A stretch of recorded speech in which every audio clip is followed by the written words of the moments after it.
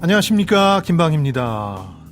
1993년 미국에서 가장 인기 있는 프로스포츠 이벤트인 미식축구 결승전 슈퍼볼이 열렸습니다. 상대는 댈러스 카우보이와 버팔로 빌즈였는데요.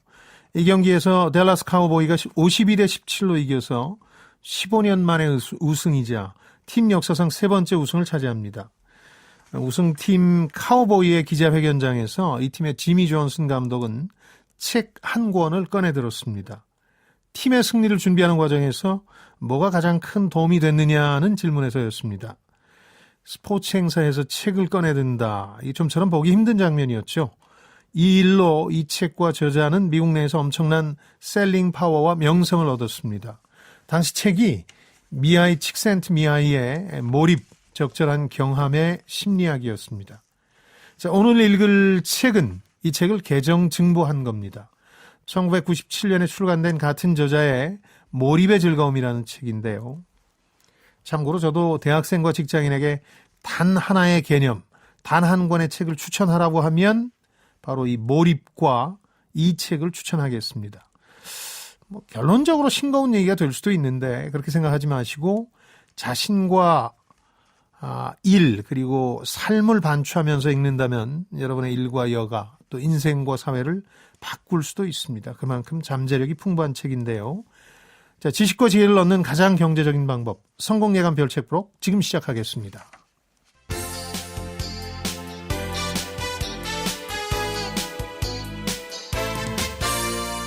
KBS 1라디오 성공예감 김방희입니다. 자, 별책 부록의 책 읽어주는 남자 김방희입니다. 별님 씨 모시겠습니다. 네, 안녕하세요. 별책 부록에서 별을 맡고 있는 광명수입니다. 반갑습니다. 철학 있는 독서 토론의 대명사, 성공예감 별책 부록, 이 시간 AI와 함께 몰입해보아요. 몰입이 안 될 만큼 좋은 목소리네요. 그러니까요. 네. 댓글 보고 갈까요? 네, 샵 9730 KBS 콩 그리고 유튜브를 통해서 많은 의견 주셨습니다. 나폴레옹, 처칠, 아이젠하워, 히틀러 등 한 시대를 풍미했던 영웅과 폭군의 삶을 알아본 시간이었죠. 앤드루 로버츠의 승자의 DNA 함께 읽어봤었는데요. 네. 먼저 K2493번님. 전쟁에는 좋은 리더도 중요하지만 훌륭한 리더도 필요합니다. 현실에서도 마냥 사람 좋은 사람보다는 똑부러지고 현명한 리더가 더 필요한 것 같아요. 김경옥님, 전쟁사는 어느 나라를 막론하고 아픈 역사지만 후세에 듣는 역사는 재밌네요. 승자의 DNA는 분명 존재하겠죠? 라고 질문을 해주셨는데 소장님께서 생각하시는 승자의 DNA 한 문장으로 정의를 내려주신다면 어떻게 표현을 해주시겠습니까? 네. 저는 우리가 한번 읽었던 책 중에 그릿이라는 책이 있었어요. 네. 우리말로는 마땅한 용어가 없었지만 불굴의 투지라고 제가 번역을 했는데 맞습니다. 불굴의 투지. 그러니까 전쟁은 역시 이제 승부로 판가름 나는 거고 결국 끝까지 투지를 버리지 않는 쪽이 이기는 건데 그건 뭐 로마의 한니발에서 최근 중동에서 승전국을 미국으로 만들었던 파월 얼마 전에 작고했죠. 이런 전쟁 DNA를 가진 사람들의 역사를 보면 마찬가지인데 다만 아까 그 리더가 어떤 사람이냐에 대한 K2493번님 지적이 굉장히 저는 요즘 와닿아요. 네. 리더는 결정하고 책임지는 자리입니다. 사람 좋은 사람이 가서 앉을 자리가 아니거든요. 제가 리더가 될 수 없는 거죠. 사람만 좋으니까.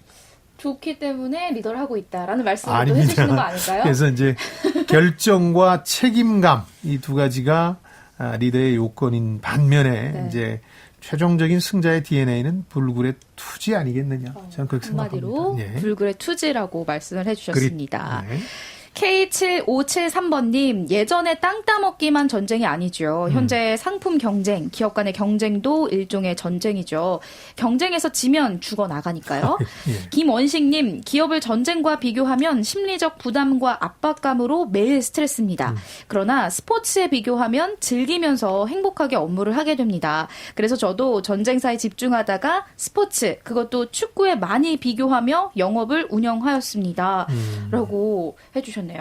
그러니까 모든 경영자들은 자신만의 비율을 갖고 있다고 말씀드렸잖아요. 네. 그런데 과거에 우리 기업에는 이 기업 활동을 전쟁에 비유하는 분들이 굉장히 많았는데 우리 기업이 한 번 말씀드렸지만 군의 매뉴얼에서 많은 부분을 빌려왔거든요. 고속 성장하니까 우리만의 경영학이 없었던 거예요.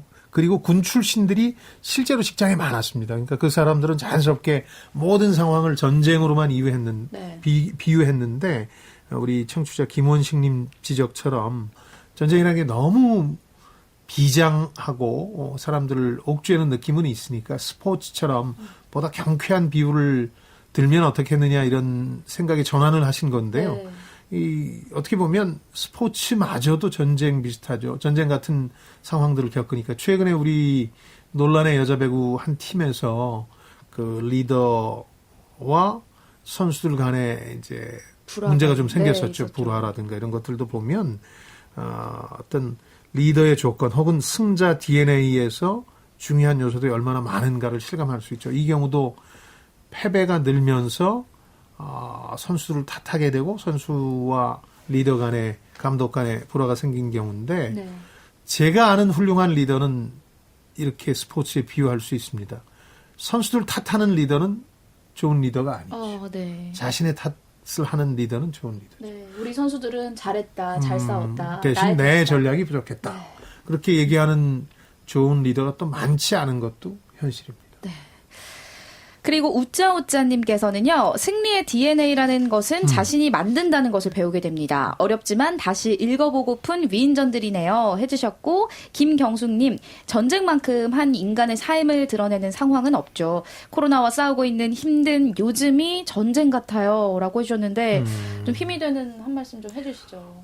뭐, 진부하다고 말씀하시는 분들도 많은데, 저는 늘 가슴 속에 어떤 시련과 고통이 닥치면, 우리가 견딜 수 있을 만큼의 시련과 고통만 주신다고 믿거든요. 그게 누구건 간에.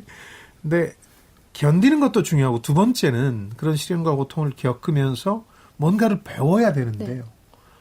이 두 가지를 동시에 하면 그걸 다른 말로 하면 그게 그리시고 불굴의 투지 같아요. 승자 DNA는 시련과 고통이 없는 사람이 아니라 그걸 통해서 어떻게 거듭나느냐. 승자 DNA라는 책의 주제도 그렇습니다만.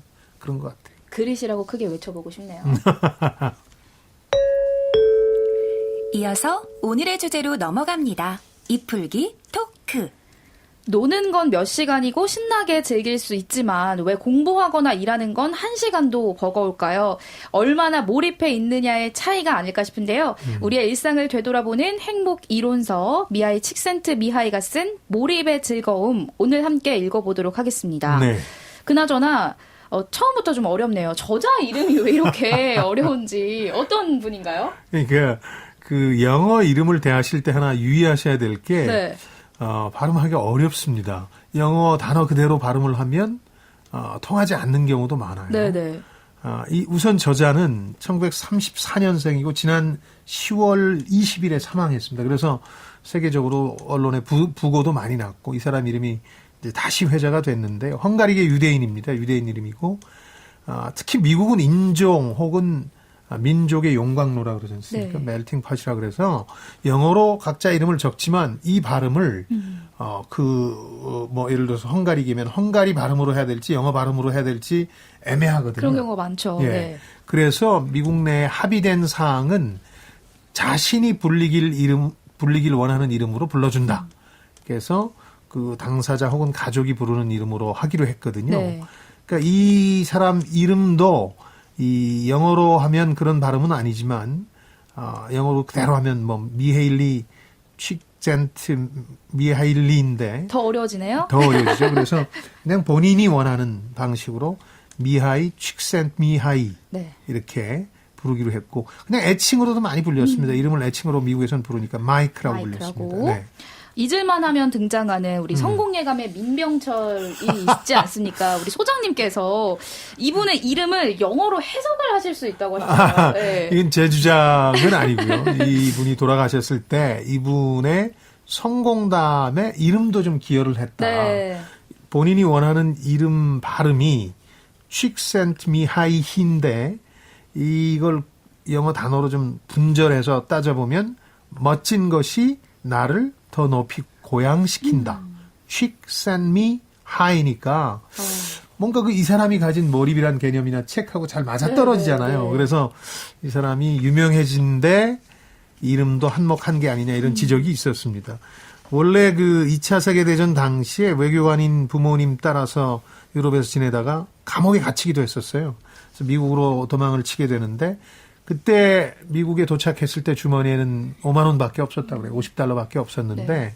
공부를 부지런히 해서 워낙 그 독서를 좋아했고 그래서 시카고 대학원에서 박사 과정을 할 때부터 그 몰입이라는 개념을 시작했어요. 그래서 여기 집착하다시피 해서 탐구를 했는데 평생에 걸쳐서 이 몰입이라는 개념을 발전시켜 왔거든요. 연구하고 분석했고 10월 27일 뉴욕타임즈에 부고가 실렸는데 뭐 7일이나 지나서 실렸냐 하시겠습니다만은 이제 나중에 확인되고 나서 실리는 경우도 많아서 네. 사망 당일 실리는 우리하고는 조금 다릅니다. 제목이 이거였습니다. 몰입의 아버지 87세 나이로 사망하다. 이런 제목이었고 몰입의 아버지. 그렇습니다. 네. 아까 말씀드린 1993년 그 기자회견장 사건 이후에 미국뿐만 아니라 세계적으로도 엄청난 명성을 얻은 심리학자입니다. 평생에 걸쳐서 몰입에 대해서 연구를 하셨기 때문에 이런 이름을 얻지 않았을까라는 네, 생각도 몰입의 들고요. 아버지. 예. 또 책 제목이 몰입의 즐거움이거든요. 제목에서도 알 수 있듯이 정말 이분이 평생에 걸쳐서 진짜 몰입에 열중을 했구나라는 생각이 드는데 왜 그럼 굳이 몰입이었을까요? 처음에 이 책에는 안 나옵니다만은 그 이 사람 책들을 꾸준히 읽다 보면 그 계기가 됐던 사건이 나와요. 2차 세계대전 당시에 수용소에 갇혔는데 유대인들은 죽을 가능성이 상당히 높은 네. 굉장히 엄혹한 시기였는데 그 갇힌 사람들끼리 체스를 두는데 서양 장기를 두는데 그때 빠져들면 내가 죽을지도 모른다는 운명의 걱정 같은 건 하지 않게 되더라는 거죠. 완전히 빠져들어서 이제 몰아지경이 되는 건데 네네. 주변을 전혀 신경 쓰지 않는 모든 감정을 잊고 빠져든 경험을 통해서 자신이 몰입이라는 개념을 만들고 계속 평생에 걸쳐서 발전시키는데요. 이 영어로는 이걸 몰입으로 번역해야 될지 애매하긴 한데 저는 우리 출판계가 잘 번역했다고 생각하는데 네. 플로우라고 했어요. 플로우라는 게 흐름이거든요. 물 흐르듯 시간이 자연스럽게 흐르면서 본인이 완전히 그 사안에 빠져드는 경우 우리말 중에 이런 표현들이 많습니다. 모라일체, 뭐라 했지? 또 무아경, 네. 미적 황홀경 예술가들은 네. 뭐 이런 상태에 빠진다는 거죠. 그걸 경험하고 나서 처음에 연구를 화가로부터 시작을 해요. 책에는 맨 마지막에 나온 이분의 집대성 서적이기 때문에 그 얘기는 많이 안 나오는데 화가를 연구하다 보니까 창의적 활동하는 사람들 연구에서 이 몰입이라는 게 굉장히 중요하다는 걸 알게 됐어요. 계속해서 이 분야를 넓혀서 꼭 화가라든가 이런 사람들뿐만이 아니라 심지어는 공장에서 단순 반복적인 업무를 하는 조립 라인의 생산직 근로자, 블루칼라들한테서 몰입이 나타나더라는 걸 확인하고 나서 이걸 본인의 평생의 개념이나 책으로 만들어내기 시작합니다. 저는 실제로 중고등학교 때 그 미술부였는데 네. 그림을 그릴 때 한 새벽 1-2시에 다음날 걱정 안 하면서 그림을 그릴 수 있을 때가 있잖아요. 방학이나 이럴 때. 그런 경험들을 좀 했거든요. 아무 생각 없이 마치 5시간이 1시간도 채 안 되는 것처럼 느껴지게 흘러갔던 네. 몰입의 순간들이 있었는데 이분이 아마 그런 걸 얘기한 것 같아요. 제 네. 경험에 빗대 보면. 광명수 씨는 어떤 때 가장 몰입했던 것 같아요? 저도 생각해보면 학창 시절에 제가 또 전공이 성악이지 않습니까? 그렇죠. 그때 당시 이제 노래를 연습하면서 그냥 그야말로 혼자 무아지경에 빠져서 막 연습을 했었던 기억이 나요. 지금 가면은 그렇게 하루에 열심히 노래를 부를 수 있었을까 싶을 정도로 굉장히 열심히 살았던 것 같은데 예. 책을 읽으면서 사실 저도 굉장히 반성을 했던 것 같아요. 지금 내 일에 그만큼의 몰입을 하지 못하고 있구나라는 좀 그 대학 시절 반성을, 네. 정작 그 공부를 할 때 했는데 저도 뭐 그런 반성 많이 하죠. 예. 몸풀기 입풀기를 마쳤으니 이제부턴 심화학습으로 넘어가겠습니다. 오늘의 책 몰입의 즐거움, 이것이 궁금하다. 키워드를 뽑아볼게요. 첫 번째 키워드, 일과의 3가지 활동. 이분은 우선 사람들의 일과의 특성을 먼저 포착해야 된다고 하거든요. 하루라는 시간을 어떻게 보내느냐. 네.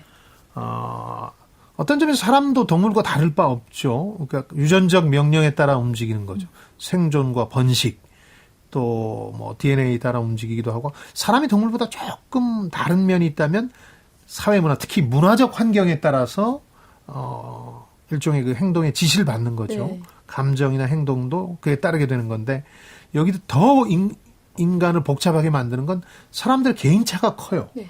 침팬지 무리 그러면 개인차보다는 그 무리의 특성이 더 강한데, 우리는 또 각자의 개성이 워낙 있다 보니까 네. 아주 다양하게 일과를 꾸리게 되는데, 이것도 또 시대와 성별, 연령에 따라 다르겠죠.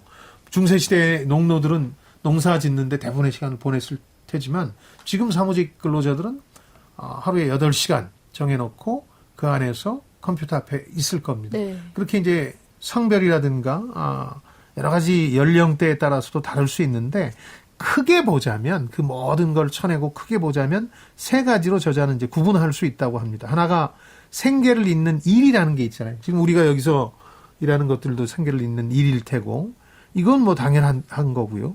그 다음에 먹고 살기 위해서 그냥 유지하는 활동들이 많습니다. 뭐 집안일, 식사, 몸 단장하는 거, 샤워하고 하는 거, 또 운전하는 거. 이것도 출퇴근하기 위한 거지 일 자체는 아니니까. 이런 게 있고, 여가가 있습니다. 혼자 되거나 혹은 뭐 여럿이라도 주로 혼자 될 때 뭘 하면서 시간을 보내느냐 하는, 텔레비전 보는 거, 독서, 취미, 운동, 영화, 외식, 담소, 교제 혹은 그냥 빈둥거리는 거. 뭐 이런 세 가지가 있는데, 최근에 현대인의 일과를 보면 대개 3분의 1씩이다. 네. 그러나 일이 조금 비중이 늘어서 일을 많이 하느냐 혹은 집중하느냐에 따라서 일과의 절반 이상을 일에 쓰는 일 중독자들도 있긴 하죠. 네. 뭐 일만 예외적이고 대부분은 3분의 1씩 차지하는 일과 유지 활동, 여가 활동이 333 네. 이렇게 3분의 1씩 차지하는 그런 일과를 현대인들이 유지하고 있다고 저자가 이제 봅니다. 근데 이렇게 말씀해주신 일과에 따라서 인간관계 네. 대상도 또 달라진다라는 이야기를 하고 있잖아요. 나중에 이 얘기를 하는 이유는 일만 이 사람의 몰입을 결정하는 게 아니라 관계도 몰입을 네. 결정하기 때문이거든요.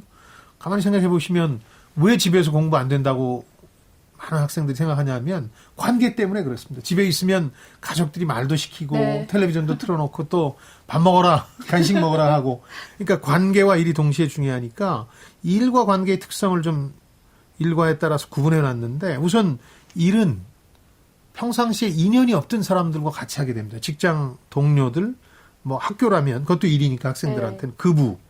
근데 유지 활동들, 뭐 샤워하고 하는 건 대부분 가족 안에서 이루어지는 거죠.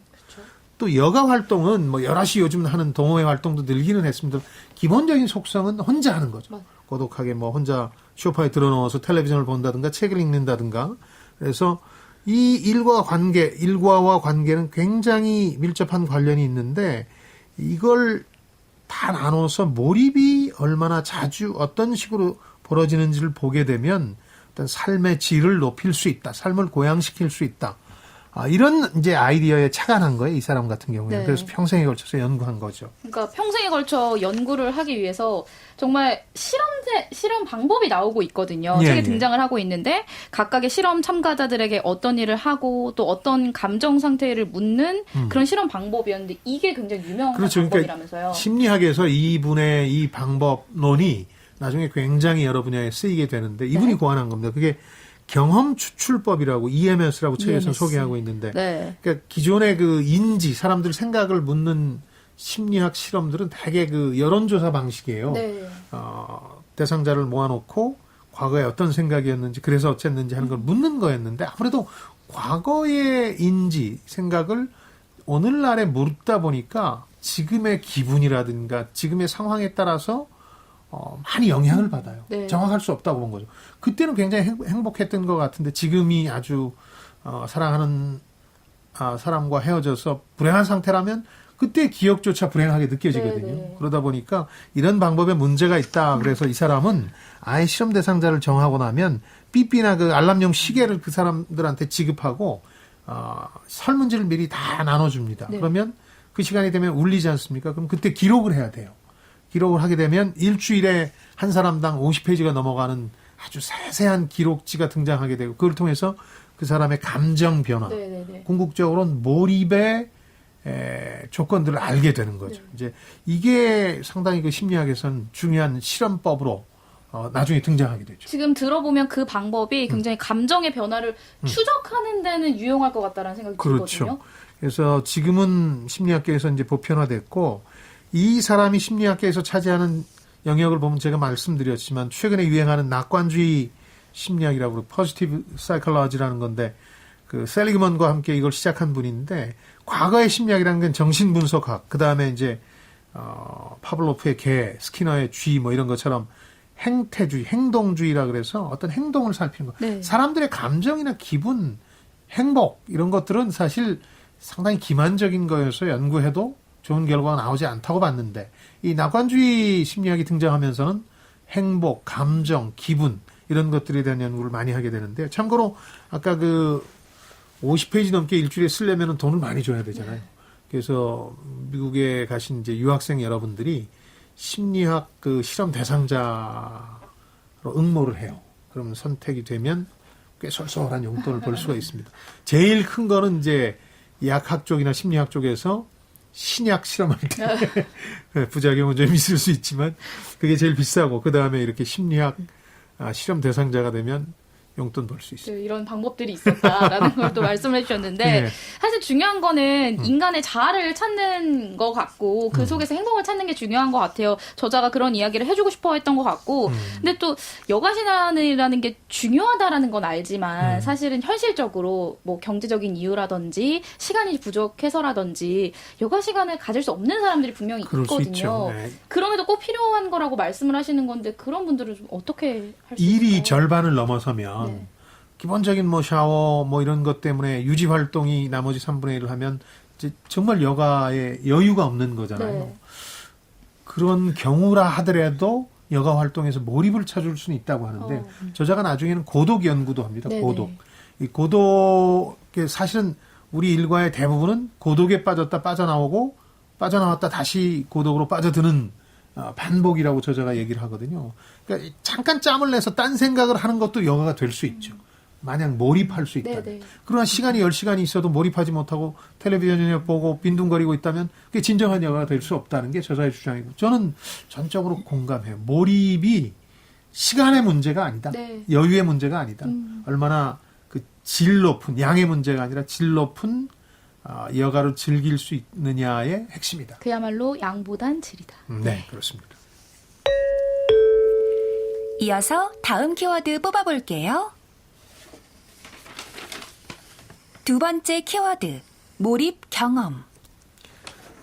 그러니까 몰입 경험, 몰입을 하는 경험이 어떤 형태로 나타나는지를 저자가 연구를 했는데 우선 의도가 있어야 됩니다. 단기적으로는 의도, 장기적으로는 목표. 내가 어떤 일을 하는데 목표가 있다는 게 굉장히 중요하거든요. 그냥 텔레비전 볼 때 뭐 BTS를 마스터하기 위해서 텔레비전을 보는 건 아니에요. 네네. 목표가 없죠. 그렇죠. 그러나 일반적인 일일 때는 오늘 안에 기획서를 마무리한다라는 목표가 생기게 되죠.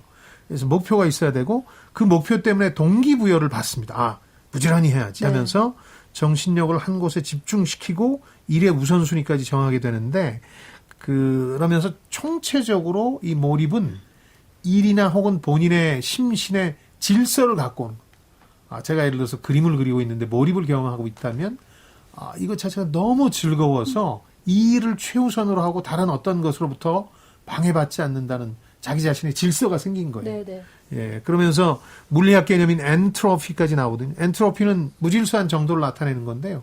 엔트로피가 감소하는 거죠.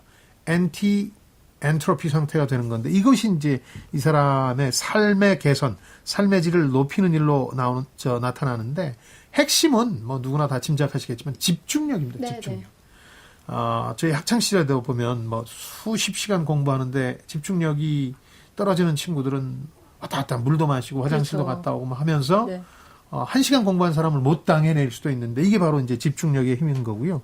집중력이야말로 모든 사고의 원동력이고 몰입의 경험을 하려면 어떤 의식적인 경험, 목표가 있으니까 그것 때문에 꽉 차는 어떤 느낌을 갖게 되는데 이때 느끼는 것, 바라는 것, 생각하는 것 이런 것들이 다 하나가 된다는 거죠. 노래를 부르실 때, 내가 노래를 잘 부르고 싶다, 완벽에 가까워지고 싶다는 생각 하나로 다른 건 생각할 겨를이 없었잖아요. 그렇죠. 어느 순간 만족스러워지기도 하고. 네. 근데 왜 그 노래를 우리는 못 들어봤을까요? 그러니까 사실 저도 생각을 해보면 예. 그때 당시에 노래를 잘해야 된다. 그러니까 궁극의 목표는 대학을 들어가야 되기 때문에 예. 합격을 위해서 노래를 잘해야 된다는 목표가 있었죠. 정확한 목표가 있었던 것 같아요. 그걸 위해서 굉장히 집중했던 것 같고 그렇기 때문에 사실은 이런 명확한 어떤 목표가 있어야만 몰입을 할 수 있다라고 이야기를 하고 있는 거겠죠? 그렇죠. 그래서 이 몰입의 조건이 하나 나오는데요. 뭐 그냥 일한다고 몰입되는 게 아니라 몰입의 조건은 실력과 과제의 균형입니다. 네.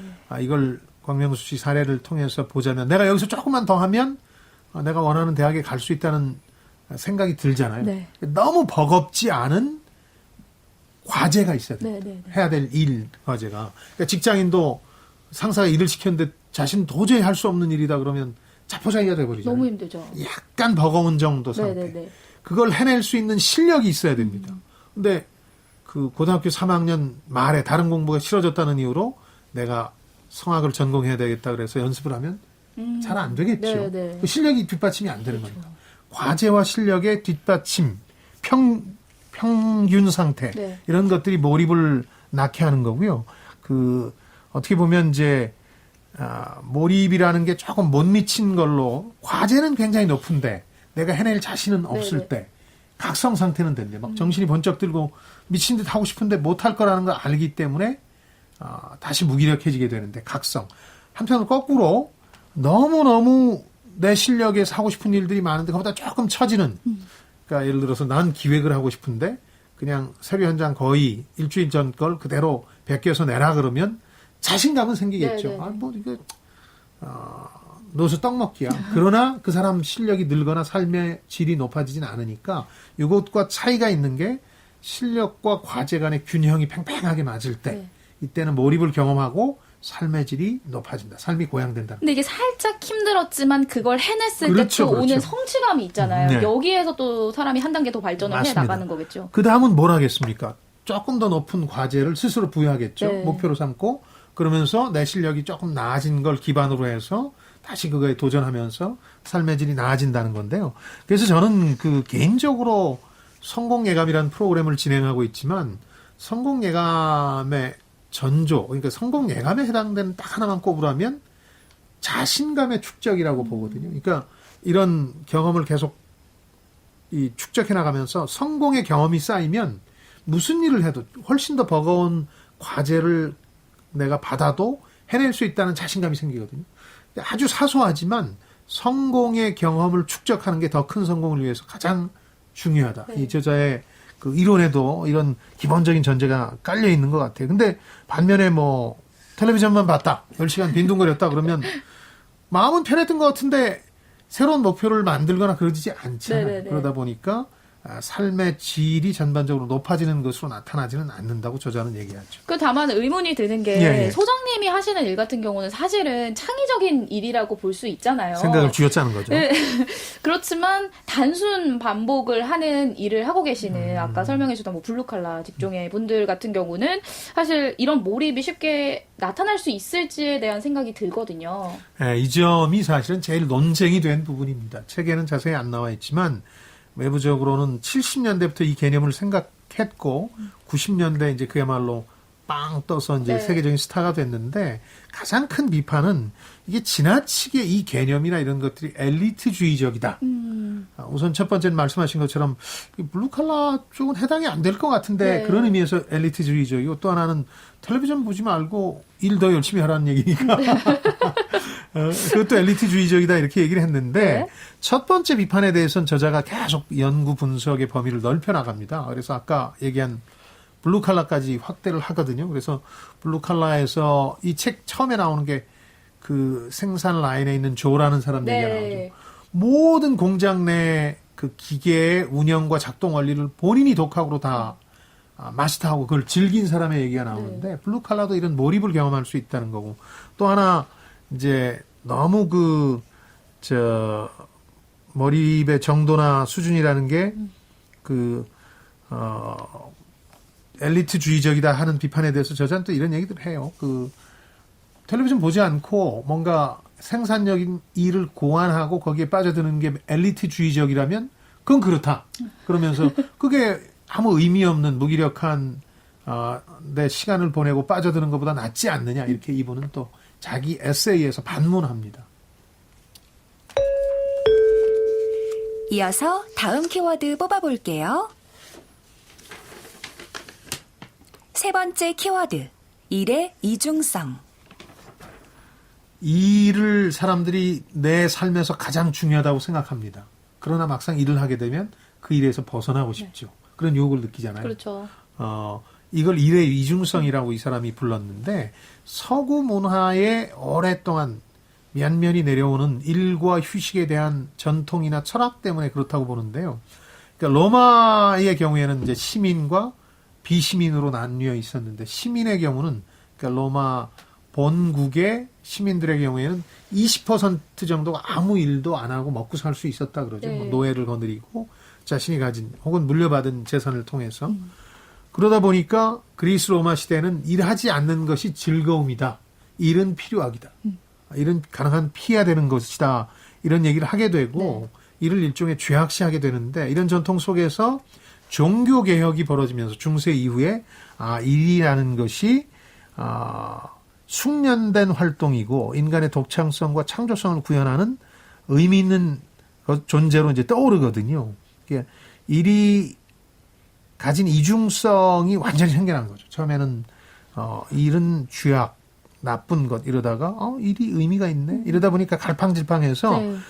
설령 그 서양의 교육에도 이런 태도가 나타나는데 청소년들한테 일에 대해서 교육을 잘못 시켜요. 아직도 청소년들은 일하는 걸 나쁜 것으로 보고 일 중에선 가장 고상한 일을 하고 싶어 해서 미국 청소년들 예로 들어보면 의사 변호사 되겠다는 사람이 15% 정도 되고 근데 미국에서 의사 변호사가 필요한 전체 직군 가운데 비중이 1%밖에 안 되니까 그렇죠. 미스매치가 벌어지는 네. 거잖아요. 이 터무니없는 직업관, 일 개념을 가지게 된 것도 이런 서양의 전통이다.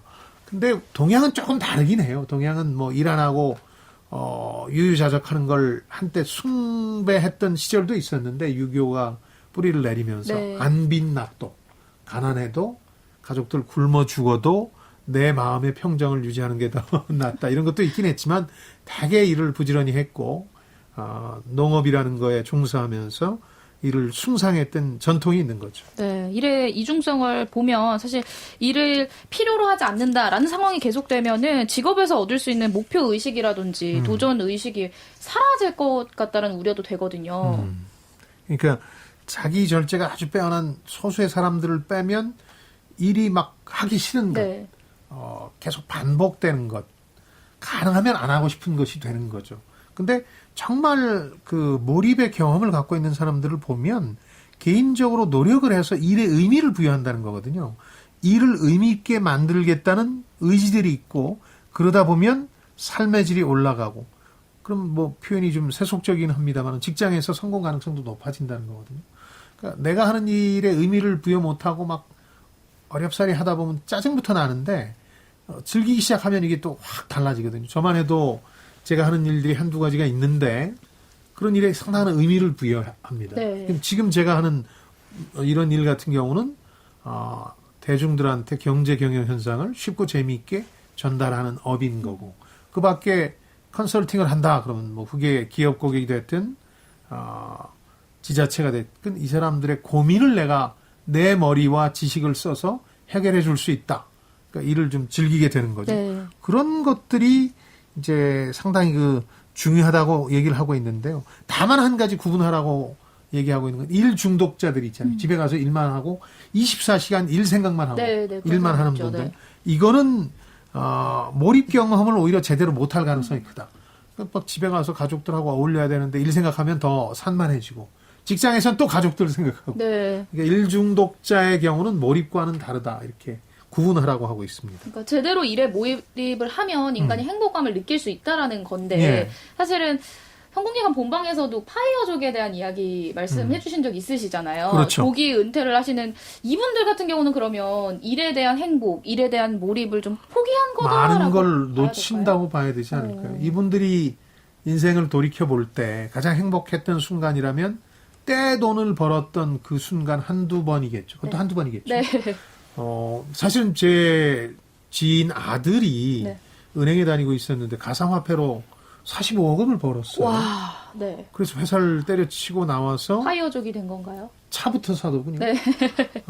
2년이 걸리는, 배달까지 2년이 걸리는 아주 유명한 슈퍼카인가요? 커스텀 예. 사이즈의 차를, 맞춤형 차를 샀는데, 네네. 운전면허도 없어요. 사실. 아, 네, 그런 걸 보면서 몰입의 경험을 쌓지 않고 그렇게 파이어족이 됐을 때 걱정이 되긴 하더군요. 근데 그 친구가 조금 자랑 삼아 얘기했기 때문에 네. 이런 속마음을 얘기하지 못했어요. 저도 속마음을 좀 이야기를 해보자면 예, 예. 사실 일보다는 여가 활동을 할 때 제가 몰입이 그럴 더 때. 잘 되는 것 같거든요. 이렇게 생각하시는 분들도 많으실 것 같은데 이 부분에 대해서는 어떻게 그 책에서 굉장히 중요한 해주시겠습니까? 포인트입니다. 예. 몰입과 본인이 느끼는 어떤 행복감을 구분해야 된다는 거거든요. 네. 그 감정이나 기분 상태는 아니죠. 특히 여가 활동에서 기분이 제일 좋을 때는 아주 힘든 일이 끝나고 나선데 힘든 일 덕도 있는 거예요. 네. 예, 그렇죠. 그림자가 있었기 때문에 빛이 더 그렇죠. 도드라지듯이. 네. 그 휴가를 갈 때 왜 광명수 씨가 그렇게 즐거운가 하면 그 전까지 엄청나게 집중해서 일을 했기 때문이거든요. 그러니까 휴가에서 기분 좋은 거는 상당한 행복감인데 이건 좀 몰입과는 다르다고. 여가에서도 이 사람은 수동적 여가와 능동적 여가를 나눠요. 네. 수동적 여가는 빈둥대는 거, 텔레비전 보는 거, 뭐 이렇게 들어눕는 건데 네. 처음에 살짝 행복감을 느낄지 모르지만 그 행복감은 앞선 일을 잘 끝냈다는 안도감이 주가 되는 거고요. 더 인내를 해야만 그 행복을 더 크게 그렇죠. 느낄 수 있는 거네요. 진짜 몰입감은 여가 활동에서도 뭐 예를 들어서 내가 취미 활동을 한다든지 운동을 한다든지 연주를 같이들 한다든지 하는 그때는 나타난다. 네네. 저도 그 성악 활동을 교회에서지만 네, 하는 네. 친구 녀석이 하나 있는데 아주 그 일요일마다 거기 몰입해서 열심히 하고 행복해 하거든요. 네네네. 그러니까 둘은 다르다는 거죠. 그래서 여가도 저자가 두 가지로 나누라고 그럽니다. 네. 수동적으로 시간 보내는 여가하고 능동적으로 자기가 참여해서 게임처럼 그 안에서 즐거움을 느낄 수 있는 게 훨씬 몰입감을 느끼긴 더 낫다는 거죠. 네. 역시나 양보단 질이다라고 그렇습니다. 생각을 하면 될 것 같은데 결국에 한 사회의 질적 수준은 시민들이 여가 활동을 어떻게 하고 있느냐에 따라서 좀 확인이 된다라고 봐도 될까요? 우리 여가 활동이 산업화 시대보다 지금 나아진 이유 중에 하나는 네. 산업화 시대는 워낙 회사에서 일에 시달리다 잠깐 들어와서 집은 마치 숙박업소처럼 잠만 자는. 눈 붙이고 나가는 상황인데 네. 지금은 한 이틀이나 쉬니까 그때 시골에 가서 아주 뭐 여러 가지를 하지 않습니까? 네. 서핑 하시는 분도 계시고 이런 건 능동적 여가니까 여기엔 몰입이 되고 일할 때만큼이나 몰입감을 능동적 여가에선 많이 느낀다는 거죠. 네. 그래서 삶의 질도 올라가니까 여가 활동의 질을 보면 그 사회의 수준도 알 수 있다는 거죠.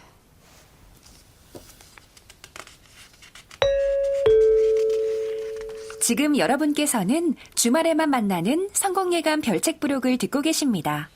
오늘 들려드리는 책은 몰입의 즐거움입니다. 이어서 다음 키워드로 넘어갑니다. 네 번째 키워드, 삶의 패턴. 그러니까 삶의 질을 높이는 방법은 간단합니다. 몰입도를 높이는 방식으로 몰입의 경험을 더 자주 할 수 있도록 삶의 패턴을 바꾸는 거죠. 네. 그럼 구체적으로 뭘 해야 되느냐? 자신이 하는 일에 의미를 부여해야 합니다. 저는 이 방송을 하는데도 그 아까 의미를 부여했듯이 각자 일에서 이 의미를 부여해야 되고 여가에도 목표가 있어야 돼요. 쉬는데 무슨. 근데 목표가 있으면 훨씬 더 몰입하고 장기적으로 삶의 질이 높아지고 행복감을 더 느낄 수 있으니까. 네. 저는 예를 들어서 뭐 다시 나이가 들면 그림을 그려보겠다고 생각할 수도 있고 이런 목표가 있어야 된다는 거죠. 또 하나는 이런 게 아무리 일이나 여가에서 몰입감을 높일 상황이 돼도 관계가 중요하니까 아까 사람과의 관계에서도 결정되니까 인간관계에 대한 노력을 하라는 거거든요. 이걸 안 하면 어떻게 되느냐. 몰입감을 전혀 경험 못할 수도 있는데 미국인의 15%는 열에 한 명 반은 전혀 못한다는 거예요. 네. 저는 이거 여론조사 우리나라에도 해보면 그 이상이 될 것 같거든요. 네. 아직도 산업화의 그 잔재가 남아 있어서 뭐 일만 그야말로 무미건조하게 별로 재미도 없이 하다가 여가도 못 즐기고 가족들하고 하는 유지 활동도 제대로 못한 사람도 많거든요. 네. 그러면 몰입감을 경험 못했을 사람들이 꽤 있다는 거죠. 근데 많은 또 젊은 세대가 이런 게 어느 정도 자신의 직업 혹은 주변 사람들에 의해서 결정이 되기 때문에 노력한들 무슨 상관이 있겠느냐 이렇게 얘기하시는 분들도 있거든요. 그래서 우울한 환경에 대해서만 막 탓을 돌리고 비난하고 하는데 그렇지 않다는 겁니다. 이게 뭐 낙관주의 심리학의 공통적인 특성이긴 한데 개인적인 노력 여하에 따라서 바뀐다는 거거든요. 네. 이 책에 나온 게 이제 안토니오 그람시라고 저희 때 유럽의 이제 사회민주주의자인데 가정적으로는 개인적으로 너무너무 불행한 사람이었는데 인류의 드문 지적 유산을 남기게 되거든요. 본인이 노력하고 늘 감옥에서도 감옥에 갇혀 있으면서도 행복하게 삶의 의미를 찾았던 사람이거든요. 그러면서 개인적인 노력이 의외로 많은 걸 바꿀 수 있다. 그래서 예를 들어서 노력하지 않으면 일에 대해서 의미를 부여하지 않으면 계속 일이 지겨울 수밖에 네. 없거든요. 그러니까 보통 일에 대해서 우리가 생각할 때 이런 얘기를 많이 하죠. 어떻게 효율적으로 할까? 그러니까 불필요한 시간이나 동작을 없애는 거. 현대경영학의 요체도 그런 거고요. 근데 이런 걸 하느라고 일을 최소화하려고만 하지 거기에 의미를 부여해서 일을 더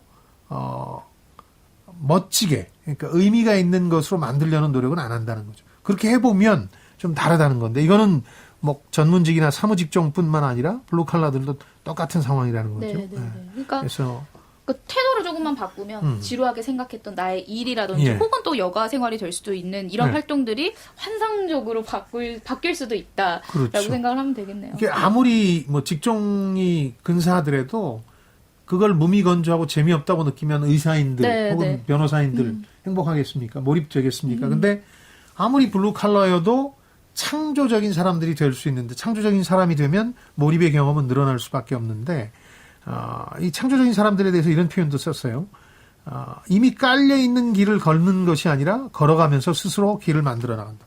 직장 생활할 때도 보면 똑같은 방식으로 선임자가 했던 방식으로 하는가 하면 어떤 사람은 거기서 새로운 변화를 만들어내는 사람들이 네. 있는데 이게 몰입의 경험이 많은 창조적 사람들의 특성이라는 거거든요. 그래서 그 관계에서도 그걸 추구해야 되는데 예를 들어서 관계에서도 저 배우자와의 관계를 어떻게 더 개선할 것인가 이런 의식적인 노력을 하면 확실히 그 보상이 생기는 거죠. 네. 근데 이것도 무미건조한 일상이라고 생각하고 그냥 외면하면 오히려 가정이 붕괴될 수도 있고 네, 그렇다는 거죠. 그래서 많은 실제 심리 전문가들이 힘들어도 목표의 하나로 혹은 의식의 하나로 배우자에게 하루에 한 번씩 안아주고 사랑한다는 얘기를 하라.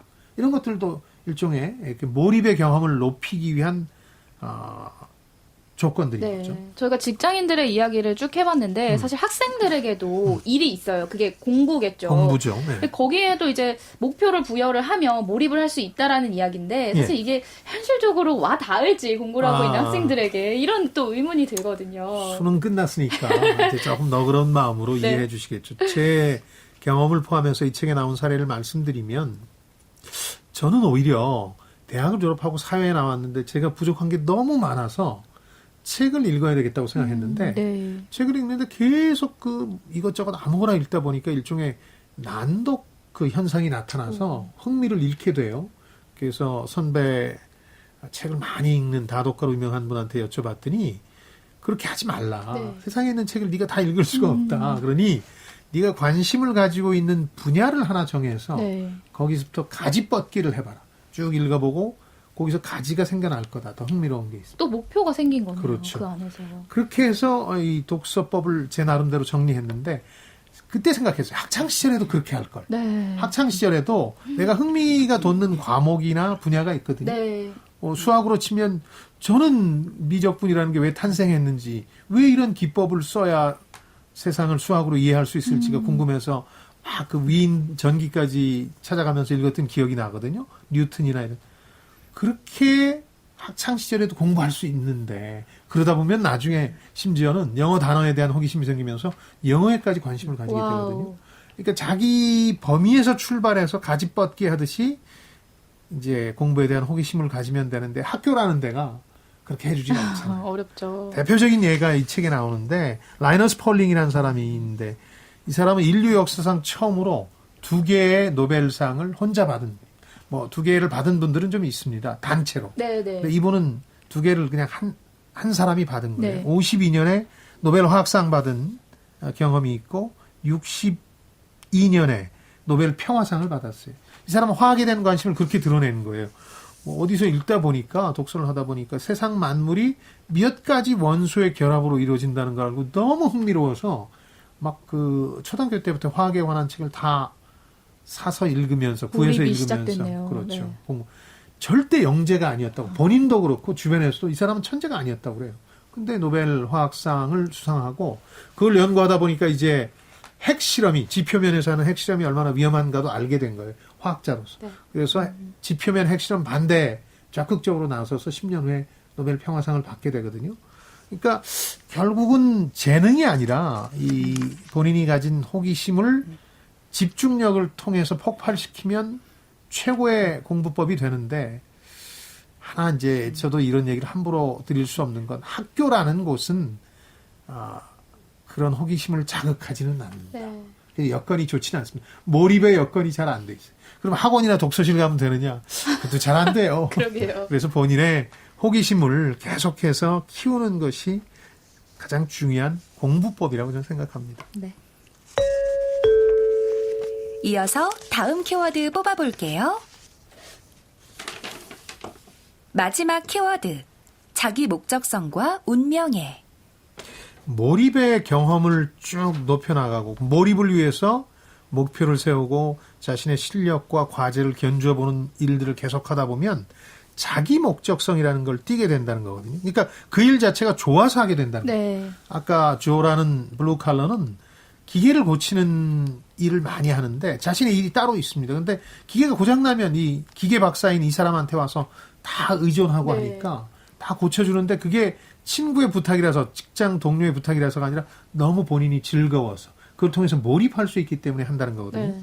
그래서 자신이 좋아서 그 일을 할 때 이 사람이 자기 목적성을 띈다고 하는데요.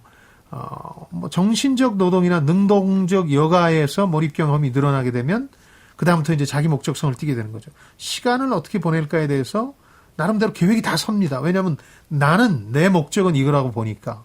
그러니까 학생 실험이 나오는데 학생 중에서 성적이 비슷한데 자기 목적성에 대한 그 수준이 다른 두 학생 집단을 가지고 비교를 합니다. 자기 목적성이 강한 학생은 나는 무슨 직업인이 될 거야 이런 게 아니라 나는 이런저런 일을 해서 어떤 일을 꼭 나중에 해보고 싶고 그게 특히 사회에 기여하는 일이면 좋겠다 하는 목적의식이 있는 학생들은 행복감이 특별히 더 높지는 않았어요. 공부를 더 열심히 해서 행복해지진 않았는데 공부에 투여하는 시간이 2배 정도 되더랍니다. 그렇지 않은 학생들에 네. 비해서. 행복감이라고 생각하는 거는 완전히 몰입과는 다른 거예요. 행복감은 공부 안 하는 사람이 더 행복할 수도 있어요. 순간적인 기분으로만 네, 치자면. 네, 네, 네. 그러나 삶의 질이 높아지는 건 이제 장기적으로 보자면 좀 다른데. 그래서 집중력, 자부심, 자기가 하는 일이 삶에서 중요하다는 인식 같은 것들이 고조되면서 확실히 거기에 투여하는 시간도 늘어나게 되는 거죠. 네. 이해하려는 의지도 늘게 되고 문제를 해결하려는 의지가 본인의 이해와 무관하게 뭐 나는 이걸 하면 승진할 거야가 아니라 혹은 성적이 높아질 거야가 아니라 내가 궁금하니까 이제 하기 시작하면 네. 그게 삶을 많이 바꿔 놓는다는 거죠.